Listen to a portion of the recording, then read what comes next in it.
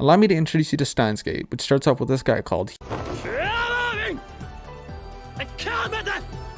He's going to some professor's time machine press conference when the roof does some weirdo shit and he decides to, barely look into it. The meeting starts and he immediately decides to call the professor a dumb thief boy who stole John Titt's explanation on time travel. But then he gets kidnapped by this girl who's like, what were you trying to tell me 15 minutes ago? And he's like, I don't know what the hell you're talking about, you stupid bitch, and fucking runs away, scared out of his pants because he recognizes her as some like super genius girl. And then he hears some screaming and he goes to take a look-see where he finds genius girl is fucking just dead. He goes outside looking traumatized this fuck and sends a text to his friend and he's like, yo, I just saw a dead person, and then he starts tripping balls, and when he comes back from his spontaneous flashback, the streets are just fucking empty and he's like, what the fuck? And there's a satellite in the fucking conference building now. I don't know, man. He meets back up with his friend Itaru at their lab and starts talking about how they've got to take down the organization, which is like some shit he made up, and nobody seems to give a fuck. So he fucks off to turn some bananas into green goop in his microwave. Itaru and him head out to the university when he finds out the text he sent about the dead girl being dead was received a week ago, and he's like, what the fuck? And then he sees dead girl doing a whole lot of not being dead. So he's like, how the fuck are you alive? And she's like, stop touching me. What's wrong with you, you crazy ass motherfucker? And the skedaddles. So they go to class and shows out she's giving a lecture about time machines, and she's like, yeah, time machines are stupid, and he's like, no, don't say that, and then she just beats the shit out of him debate style. So he takes off all depressed and shit and goes to meet up with this guy, and yes, that's a guy. I don't know, man. Anyway, he goes back to the lab all depressed that nobody seems to remember the dead girl being dead. And then he runs into his landlord who just hired this girl called Suzuha. She doesn't know what corn is. He starts looking into the conference and the stabbing incident that happened at the fucking conference, and concludes that he must have been hallucinating after he finds a whole lot of nothing and is just like, well, guess I'm just hallucinating. He then finds a post from that John Titt guy made about CERN, which is like some organization or something. And it also explains time travel and shit. Basically, time is a bunch of parallel lines where time travel involves moving across these lines. If you go back in time, everyone gets moved over to the new timeline that has been created with memories that reflect the new timeline. The old timeline gets yeeted, I think. But he's all like, why is some dude pretending to be John Titt now, explaining the exact same shit he did like 10 years ago? Then he realizes that there was no John Titt 10 years ago, and all the books and shit that were wrote about him just don't exist anymore. So he calls up Itaru and he's like, yo, you gotta tell me, who John Titt is. Who? John asked. The next day he goes out looking like he's having an existential crisis when some girl starts taking pictures of him, and he's like, hey, yo, you gotta delete that shit. And she's like, okay, but only if you tell me where I can find this PC. And he doesn't really know, but he decides to go ask Itaru at a cat made cafe.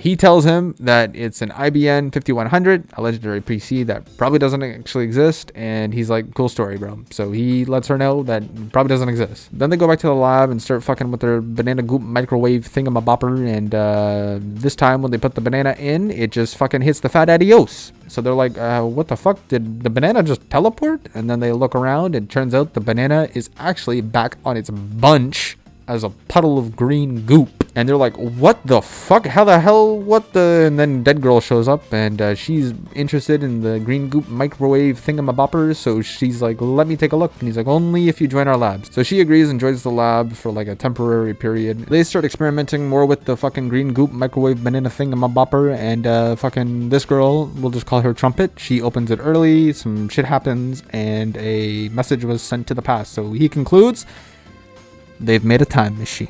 Itaru and Hyoin have a talk about CERN and how John Titt says that they're trying to take over the world using time travel. And then they also bring up that they operate right outside of Geneva, which is fitting considering that they ignore the entire convention. Hyoin then tells Itaru that he needs to hack into CERN, and he's like, what? Why would we do that? And he's like, shut the fuck up and do it, you stupid bitch. And eventually he actually does it, and he, hits the whole I'm in business. They look through their emails and lo and behold, they've made mini black holes, which is like a theoretical way of doing time travel, which is hella suspicious because publicly they said that when they tried to do the whole fucking mini black hole shit, it didn't work.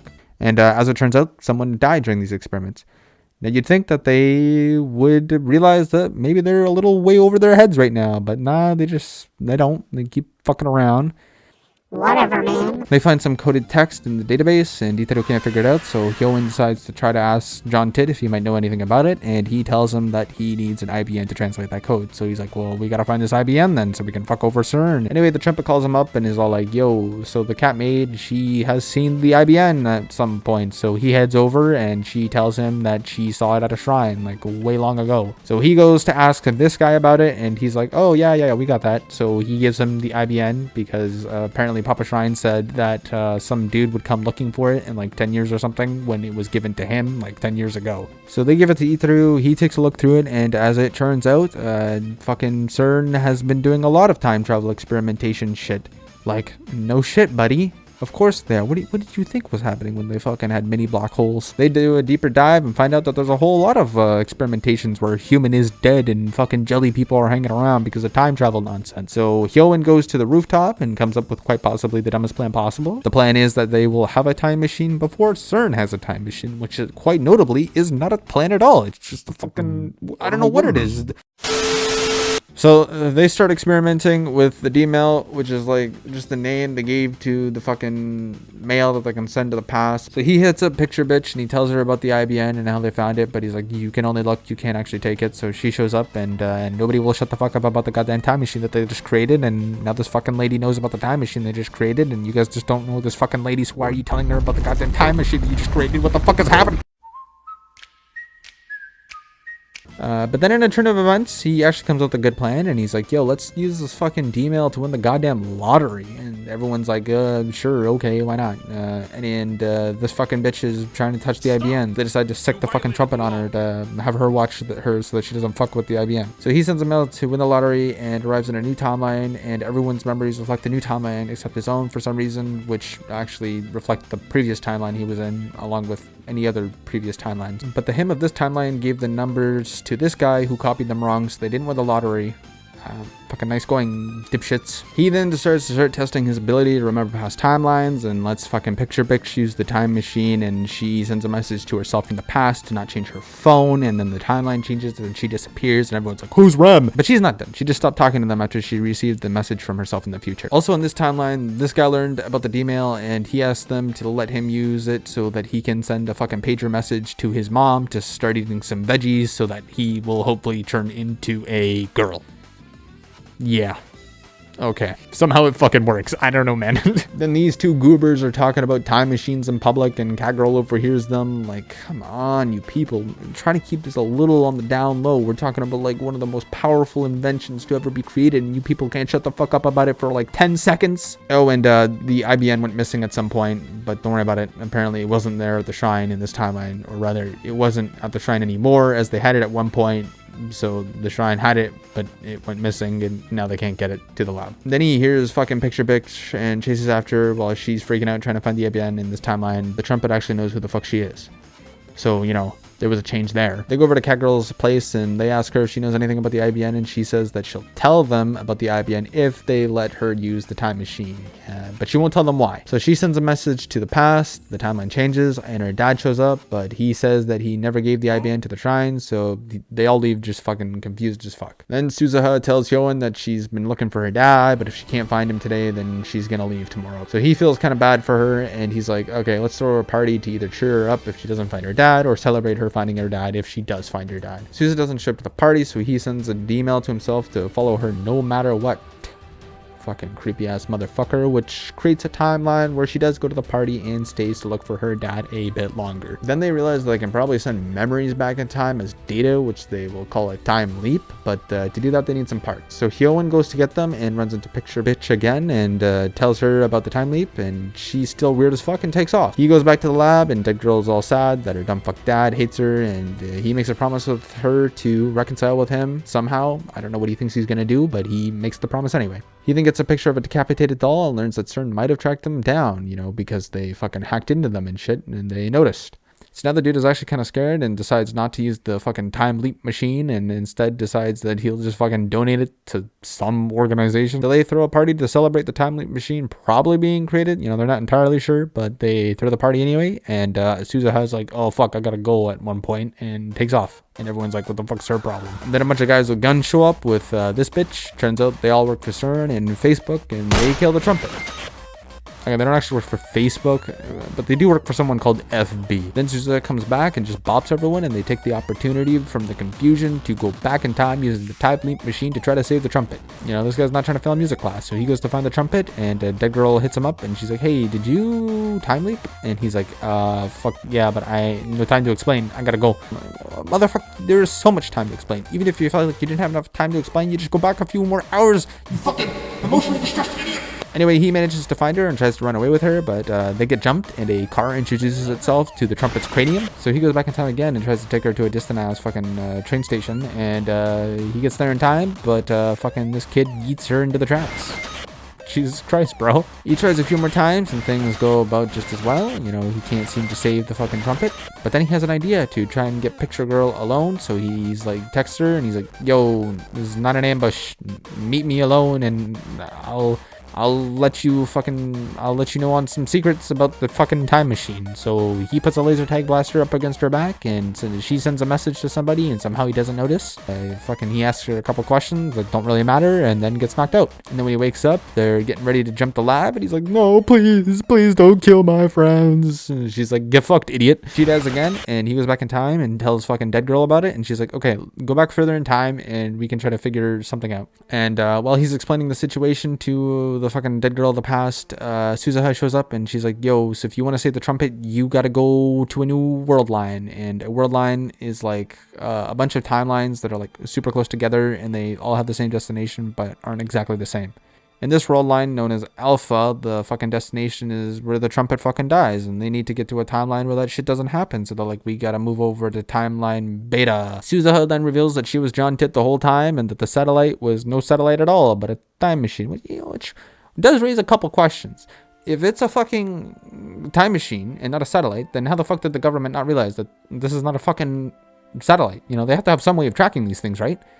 And if they did notice, then why the fuck don't they have, like, everybody on this fucking thing just looking into where the fuck it came from? It's a giant machine that just came out of nowhere. Why the fuck is nobody looking into this shit? It doesn't make any goddamn...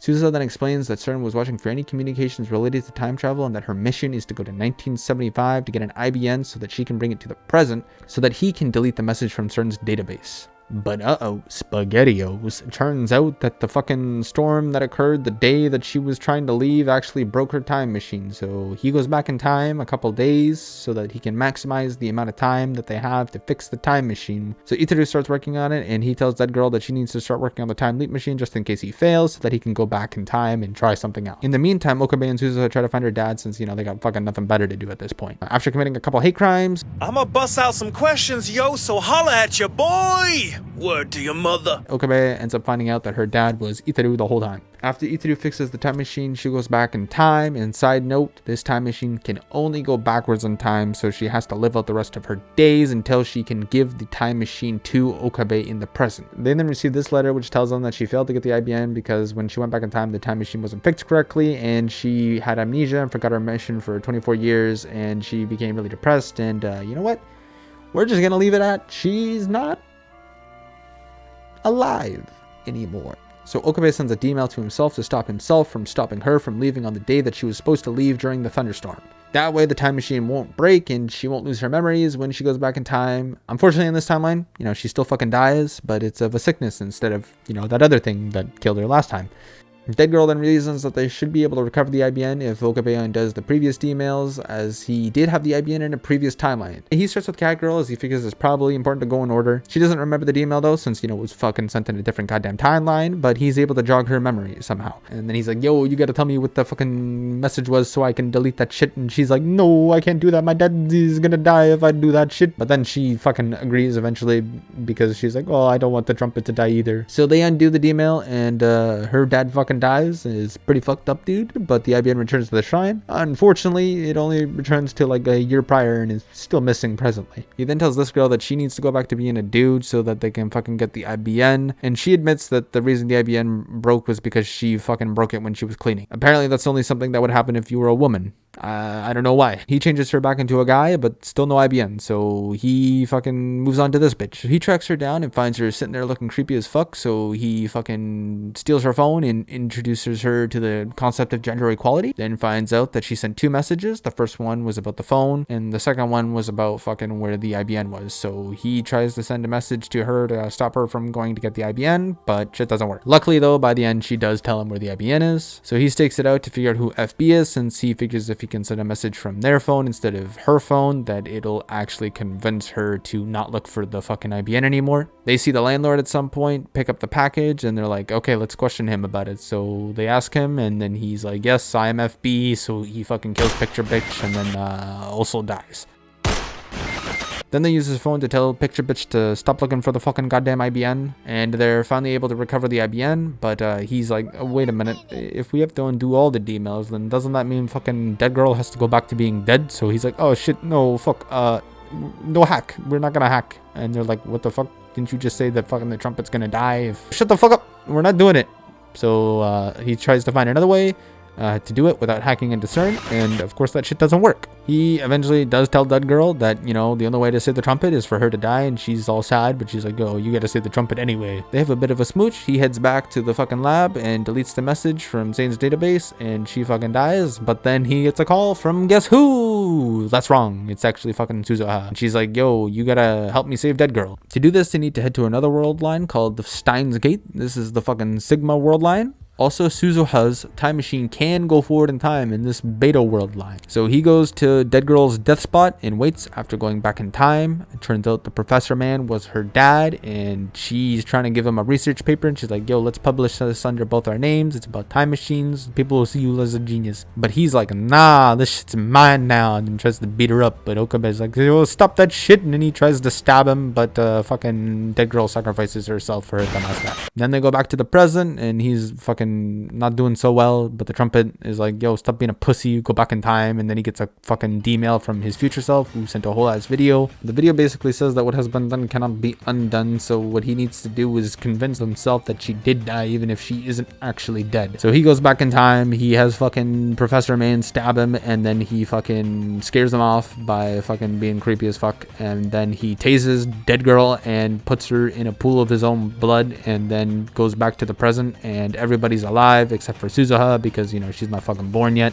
Yeah, and they stopped World War III or something. I don't know, man. This fucking show, it gets like 10 banana out of banana. You guys just walked up to me and called me crazy.